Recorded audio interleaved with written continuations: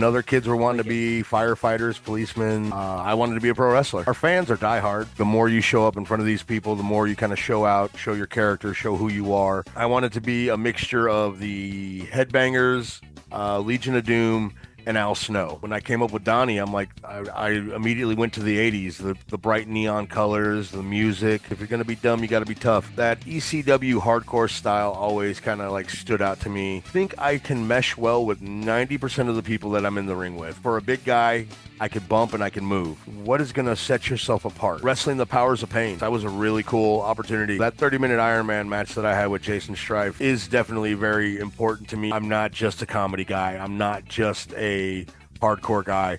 I can go the distance when I need to.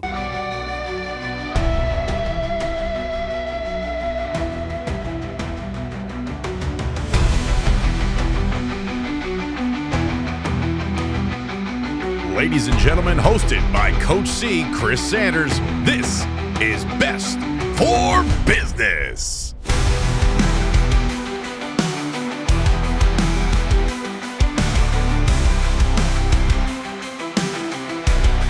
All right, everybody. Welcome back to the channel. Another episode of Best for Business. I'm pumped for this one. Donnie Peppercricket, thank you so much for joining me for this one.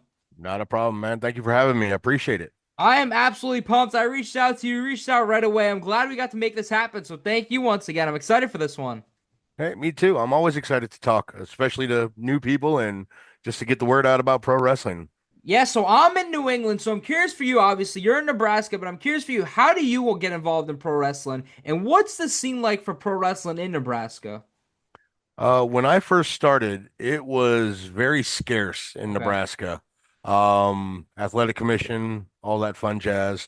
So it was, I was honestly, when I graduated high school, was looking into going to the House of Hardcore out in New York, Nice. when ECW had their school.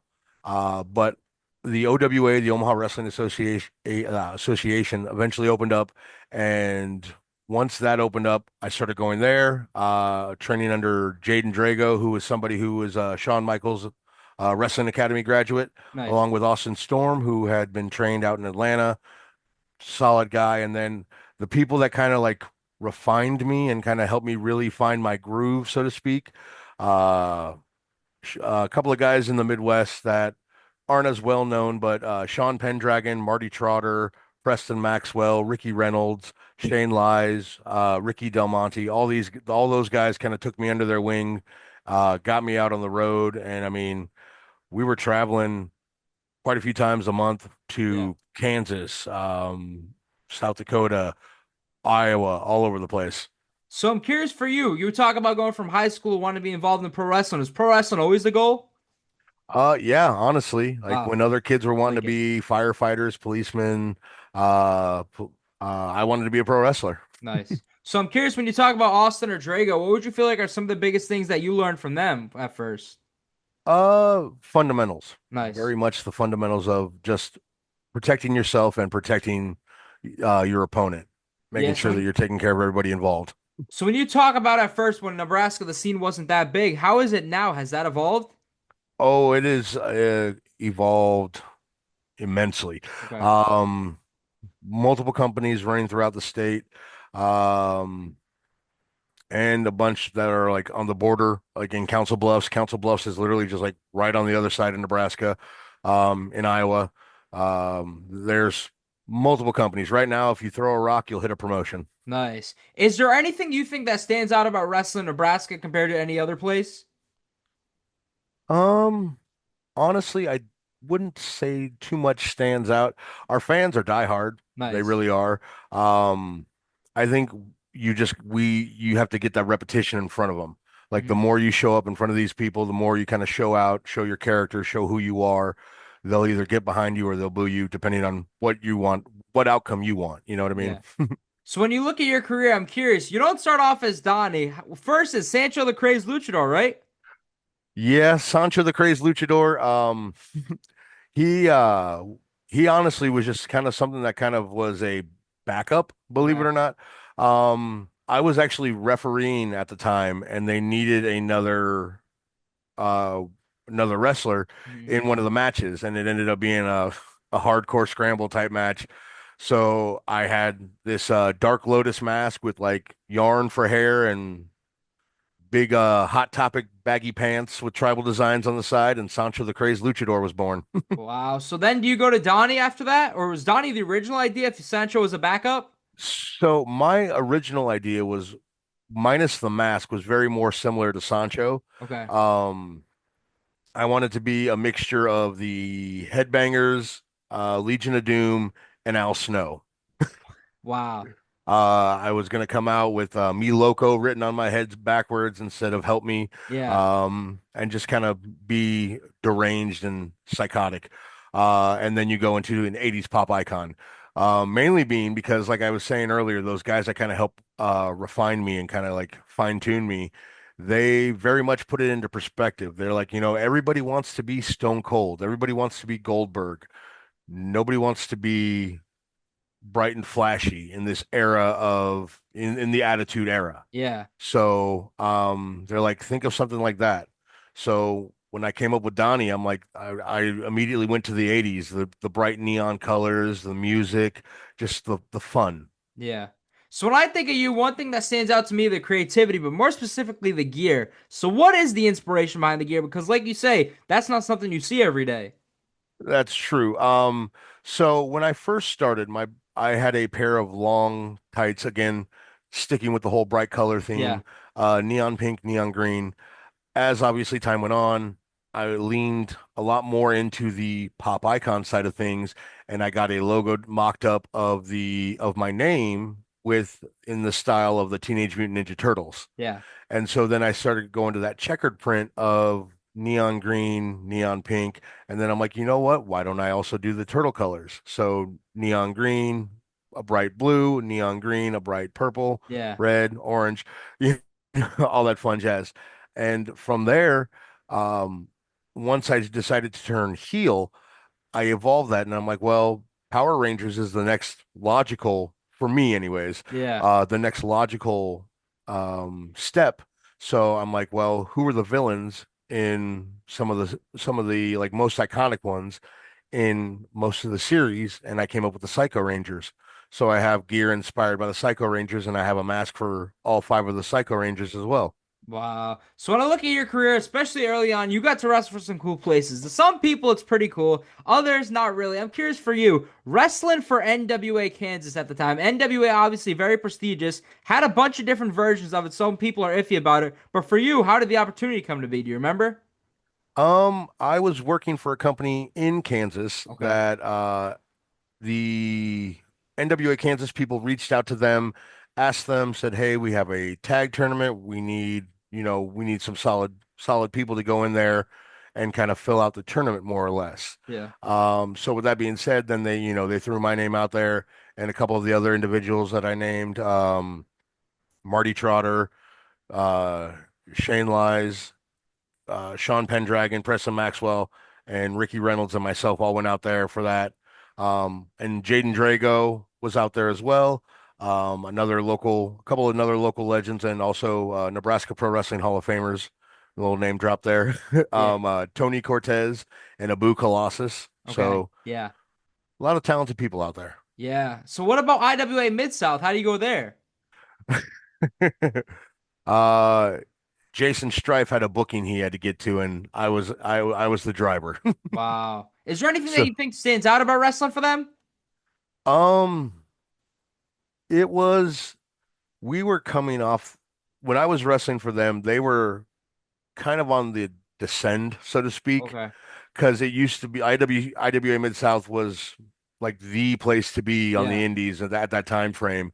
They were still very, very like notable to work for, but they didn't have that same like star power, so to speak. Um, because prior they had the CM Punk, Chris Hero, Yeah. all those big names on the indies at the time. And they were trying to build new stars for the next generation, and they had quite a few of them. Um, but it was still an awesome experience, one that I will never forget. Um, I just think that everybody has a very bad opinion of the promoter Okay. of IWA Mid-South. Yeah, so when you talk your career, you talk about that first ever match, hardcore match. So I'm curious for you. A lot of people are iffy about hardcore matches and things like that, but for you, what is your overall take? Because you're in quite a few too. Yeah, well, I mean, the song from the movie Jackass says it best. If you're gonna be dumb, you got to be tough. Yeah. Okay. And Yeah.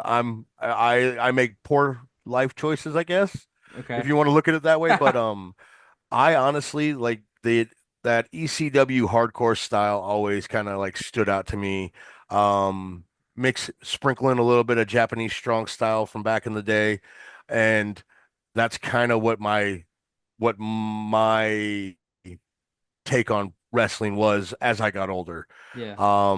Since then, it's it's become a little bit of like I'm the fact that I'm able to do both, like actual like regular wrestling matches, comedy wrestling matches, whatever you want to whatever you want to call it, and then also do some of the hardcore stuff. Like there's a lot of people out there that can do it, but I think I do it pretty good. Is there a style that you think you really thrive at, your favorite, or No, I think I can mesh well with 90% of the people that I'm in the ring with. nice? Um, one of the biggest compliments that I've gotten from Scott Demore and Abyss, again, name drop, Yeah. sorry, is that for a big guy, I can bump and I can move, and Nice. that's hard to find in the business. Yeah. So I will definitely always keep that feather in my cap. Yeah, so when I look at your career, especially looking going through your cage match and through your social medias, you got to do some matches that people on the indies kind of wish they had to do. So I'm curious for you, is there anything that stands out? I'm not sure how many you did, but wrestling in a dog collar match. I've had two dog collar matches Okay. actually, and they were a week apart, believe it or Wow. not. So that was kind of entertaining. Yeah. Um, the biggest thing about those is the dog collar is the gimmick. Yeah. So, you don't have to do all this other crazy stuff. Like you have your tool at your disposal, and you have to think of like the hardest part is just thinking of different creative ways to utilize it in ways that people haven't like either haven't seen in a long time or haven't seen at all. Yeah. And that's usually the hardest part with those types of matches. For either of those dog collars, was it a big story leading into the dog collar match? So with one of them, it was I was uh the chicken heel more or less, Okay. and I kept dodging my opponent. I'd get counted out. I got disqualified. He had enough, no rules, nowhere to go, Yeah. dog collar match. The other one was a blow off as well. Just of a different nature, just kind of like the more like, hey, I want violence for the sake of violence type Yeah. thing. Yeah. What about doing the steel cage matches? Those are always a blast. Like, because Yeah. again, the cage is the gimmick. The cage is what you got to utilize, thinking of different ways to kind of Yeah. get into things, how to make it cool. Um, they're a lot of fun, honestly. Um, Nice. yeah. When you look at your career, I'm curious for you personally, what would you say was your first big opportunity in pro wrestling, you think? Um, Gosh, I don't know if it was a honestly like doing the seminars with Abyss and Scott Demore. Nice. Just getting in front of those guys because at the time TNA was huge. Yeah. Those were two key players in TNA, and obviously TNA has since made its resurgence. But like at the time, just to get in front of those eyes and kind of be like, hey, like he might not be the next big star, but he's a good hand. Like if Yeah. we need, kind of type thing. So and I kind of knew my limitations at the time. Obviously, you want to shoot for the stars, but at the same time, personal life kind of trumps Yeah. professional life. Yeah. So I'm curious for you. I look it on social media. I love it. You posted it pretty much annually. How do you become a Rosebud once? Again, I have to thank Jaysin Strife for that Nice. opportunity. They reached out to him in regards to uh, them coming to town, them needing some bodies to kind of fill everything out, and he tossed my name into the ring, and they said, "Yeah, sure, bring him along. We'll check him out." And actually had a really fun time. Ended up getting a tryout match that Nice. ended up getting cut short because my opponent had a some sort of wound on him and it started bleeding. Wow. And so they had to stop the match because obviously they don't want to get blood on the canvas Yeah. during a tryout match. Yeah. So did you pick your outfit or they had those provided? They had the costumes available, Okay. but you got to choose. And I figured an elf was, it was around Christmas time. Why Nice. not? Yeah. So I'm curious when you look at your career, there's not a lot of, I would say, active guys, big guys on the scene, but you got to wrestle Bear City Bruiser. Was there anything that stood out wrestling him? Oh yeah. Yeah. He was, I mean, he was just coming off the top prospect tournament and Okay. everything. Nice. Yeah, he was on fire for So that. like he was a bit of a, I mean, he was a bit of a big deal for me. Yeah. And to go out there and have a good match with him and uh not only earn his respect, but kind of form a bit of a friendship with him Nice. was really cool to me. So Yeah. like that's the cool thing about this business is you never know who's going to be like the cool people. Like you hear all the horror stories of don't meet your heroes. Beer City Bruiser, I cannot say enough good things about him. He's an awesome guy, stand up act all the way. Nice. What about team with Bushwhacker Luke? That was a fun experience. Nice. Um, you keep naming these names. I'm gonna have to say thank you to Austin Bayless Okay. from Central Empire Wrestling because that is the company where I actually got to wrestle Beer City Bruiser Nice. and where I teamed up with Bushwhacker Luke um, for affording me those opportunities. He's Bushwhacker Luke was freaking hilarious from the moment I met him, just cracking jokes, having a good time. Yeah. And that was really cool to see, especially for as long as he's been doing it. I know I'm one of the old guys on the local scene, but like to see someone who's been doing this and like has been all over the world, still having fun doing it, like that's awesome. Yeah. So when you look at your career, you talk about the gear, you talk about the different styles, but I'm curious, how does the world's greatest pop icon, what is the inspiration behind that? Again, back to the guys who kind of helped refine me. They said, what is gonna set yourself apart? What is gonna, make you stand out amongst all the other, you know, random indie guy 574. Hmm. So they actually helped me establish the character and then I just kind of took it and ran with it. Um, I ironically enough, um, the guys they joked with me. They go, "You need like a very white sounding name." So then when this big Mexican comes walking out, everyone's kind of confused for a second, Yeah. Okay. Yeah. get it kind of ha ha at it. So we came up with Donnie, and as we were traveling to Kansas one time, we passed this place called Peppercricket Farms, a small business out there, and they're like, "Donnie Peppercricket, that's going to be your name." Wow. And honestly, I thought it was ridiculous when I first heard it, but 25 years later, here I am. Yeah. So when we talk about the different styles, you talk about hardcore, you can do regular comedy, but sometimes you taking flight. So what are your ideas behind that one? Um, Just adding to just the arsenal? Yeah, just basically kind of one of Nice. those things where it's like, hey, don't get it twisted. Big man can move, and Yeah. every now and then I like to show off a little bit more athleticism than normal. Yeah. So I'm curious for you. We talk about your career. You've been a part of quite a few tag teams. So what are your overall takes? You thrive in singles wrestling. You thrive in all these different styles. Tag team, a bunch of moving parts. Oh, absolutely. The hardest thing is just if you're going to be in a tag team, actually being like in with those people, like knowing those people, not just kind of like that hodgepodge throw together tag teams that some companies unfortunately do. Yeah. Um, don't get me wrong, sometimes it works and like then they go and become great tag teams everywhere else. And sometimes it's just kind of like, oh well, we just needed some bodies. Yeah. Um, honestly, I've been very fortunate with the tag teams I've been in. Superfly, he's now known as All Steel, Jay Fowler. Hmm. Cold Stone Tim Boston, him and I as Popsicle, uh, Iceman, my current tag partner in Yeah. CEW. Um, I got to team up with a lot of people. Darren Corbin, I love Yeah. Darren Corbin to death. He's one of my favorite people in this business, honestly. And so, like, I got to team up with him once, and I thought our comedic styles just complemented each other very well. What was the idea behind Popsicle?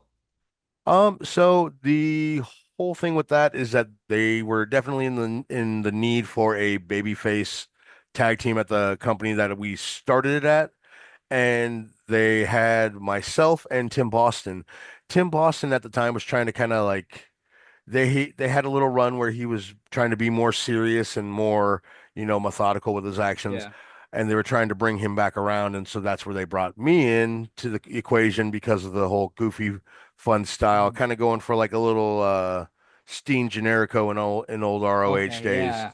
So, but yeah, that's kind of how that came about, and honestly, I think we embraced it, ran with it, and I think we did a good job with it. Now, when you talk CW Tag Champs or Iceman, I could be wrong. What is your title reign up to right now? My title reign there, It's up there. it's coming up to a year, I think, No, honestly. so, what do you have a favorite match or moment? Because especially on the Indies, title reigns even close to a year aren't that you don't see that often. Absolutely. Um, as far as the tag team goes, I would honestly say Wrestling the Powers of Pain Nice. as the CEW Tag Champs. That was a really cool opportunity. I actually got to wrestle we wrestled the Powers of Pain in a six-man a couple years back, and Barbarian had nothing but good things to say to me, to the promoter, and he really liked me, and so I was like, hey, that's awesome. Yeah, Like someone from my childhood thinks I'm doing all right. nice. What about 3XW? Is there any matches that stand out there? Um, there's a lot of fun at 3XW. Nice. One of my favorite matches, honestly, was when I won the Tinsel title, and it's basically a title that you don't want to win. When you Okay. lose the match, you get the title. Um, but it was myself and one of my very best friends who is former indie wrestler has turned photographer, photos by Manning, Chris Manning. He and I wrestled Jefe Barbosa and his son in a hardcore tag team match, and that's how they got the Tinsel title off of Barbosa and onto me. Wow. But it was really fun, like just to get to experience something like that with Yeah. with your best friends. It's always fun. Yeah. Do you have any Jaysin Strife stories that stand out to you? Oh, I have a decent amount. One of my favorite ones was we were in um suburban Wisconsin. Okay. Very very rough looking area. We were at I want to say it was an Eagles club or something, but either way there was a daycare next to a porn store right across the street. 10, 11 o'clock on a Friday night, Jaysin Strife got a very upsetting phone call, and he's across the street yelling. He's just screaming. There are people just like like people that you would not necessarily want to meet in a dark alley Yeah. walking on the other side of the street because Jaysin Strife is just freaking out over there and just yelling and screaming at his phone to the point to where they're like, I don't want any of that. Yeah. I don't want to, I don't want none of that anger. Just I'm getting away. Wow. So when you look at your career, I'm curious, you talk about so much, but in 2019 being a part inducted and then in 2019 Nebraska Wrestling Hall of Fame, all your hard work, what does that mean for you personally? Um, Personally, it meant a lot. I know some people, especially on the indies, they kind of knock Hall of Fames, because it's your local Hall of Fame. Okay, but it recognizes that you've done something to the point to where you've made an impact. Yeah. You've given that lasting impression, and you've helped progress the business, whether it's good, bad, or indifferent. You've helped make it hopefully better than you found it. Yeah. And that's always what I want to do. And when I was informed that I was getting inducted into the Hall of Fame, I was very appreciative of it. And it meant a lot because, like I said, it means that I've impacted this business hopefully in a positive manner. Yeah. Who brings the best out of Donnie Peppercricket, you think? Um, Jaysin Strife definitely did. Nice. Um, Devin Thomas. There's a handful of new guys. Duke Cornell, um, he's brought the best out of me. Joey Anderson, um, Brian Gott. There's a lot. There's a Yeah. lot of guys that bring like a lot of good things, and for different reasons. Again, it goes back into that whole like, oh, well, this guy brought more of the technical style out of it. This guy brought more of the hardcore style out of it. So, I mean, I could have a laundry list for every Yeah. category. If someone was to ask you, is there a match or two that you would say defined your career? Um, for me personally, Yeah. just because it was a personal accomplishment as well, considering the fact that like I'm a big guy, and Mhm. so not a lot of people saw me going 30 plus minutes with a wrestler the caliber of Jaysin Strife. Yeah. So that 30-minute Iron Man match that I had with Jaysin Strife is definitely very important to me and very defining to me because that was one of those instances that proved that I'm not just a comedy guy. I'm not just a hardcore guy. I can go the distance when I need to. And the clock was up on the screen, so everybody saw that it was a full 30 minutes. Yeah. And the best part about all that, though, was the fact that we had for 30 minutes we had those fans engaged and enthralled in the match. Wow. Because you'll run into some where they just kind of like, all right, is it over yet? Yeah. And unfortunately, well, I shouldn't say unfortunately, but fortunately for us, we did not have that. Nice. So when you look at your career, obviously you can see the passion of pro wrestling that you have for it. So what is it like for you personally to give back and start training the next generation of pro wrestlers? I feel very fortunate to be able Nice. to help anybody in any capacity going Yeah. forward. Um, this is a very demanding business. It's a very stressful business, but at the end of the day, it's the passion, the drive, and the love that keeps people going forward. It keeps them coming back for more, keeps them wanting to get better. Um, whether you want to wrestle once a month, whether you want to wrestle every week, whether your goal is to wrestle in two different states, whether your goal is to make it to television. If I can play a hand in that and help you along the way, I'm more than happy to do that. You talk about the word goals. I'm curious, do you have any now for your career? Um, Honestly, at this stage in the game, to not break anything. Yeah. Nice. Well, Donnie, I want to thank you for joining me. However, I've edited every interview the same now. The day we decide it's all done in pro wrestling, which isn't happening anytime soon, but the day we decide it's all done, what do you want your legacy in pro wrestling to be? Um, I would like my legacy to be that of a good person, just Nice. someone who was always willing to help, always willing to listen, always there to do what he could to make things better. Um, Yeah, I might be a jerk every now and then, but we all have bad days. Nobody's perfect. Yeah. But I mean, if most of my legacy was a positive one, I count that as a win. Nice. Donnie, thank you for joining me and thank you for doing this, man. I appreciate it. Not a problem. Thank you for having me. I greatly appreciate it. Thank you, Donnie, for doing this, and thank you, everybody, for watching this episode. This was Best for Business. Thank you for watching this episode of Best for Business. Don't forget to like, comment, and subscribe. Until next time, because this is Best for Business.